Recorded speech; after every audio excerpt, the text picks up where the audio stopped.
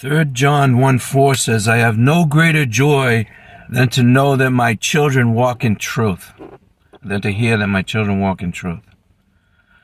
See, the truth is all that matters. The Word of God is true. Study old King James 1611 translation. Get a Strong's Concordance where you can study it in the Greek and Hebrew. And you'll know the truth.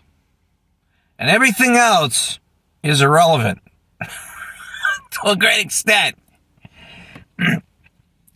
I hear people talk about this politician. They're like, he's a good man. He's a good man. No, he's not. He's not a good man. He's not a good man. A good man cannot lie. Pathologically, habitually, continually. Like, a good man has to be grounded in the truth, in what's right, in what's real. You cannot just speak idiotic nonsense and pretend it's all going to happen because you said so, and it just sounds so wonderful, but it's all not real.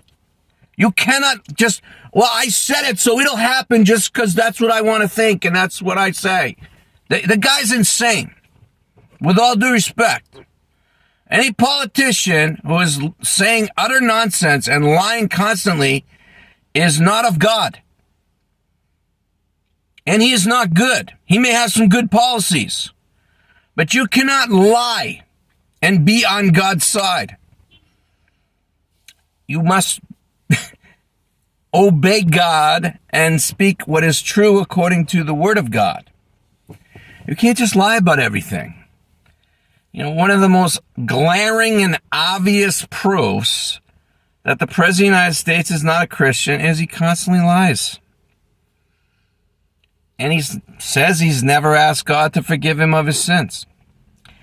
He's not a good man.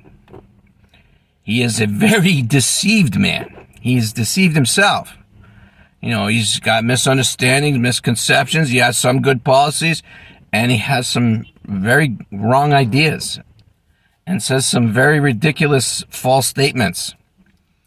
So all these people who say they're Christians and say how good Trump is are shockingly deceived. If they're Christians at all, they're as deceived as he is. Obviously the man is a habitual liar and therefore cannot be saved.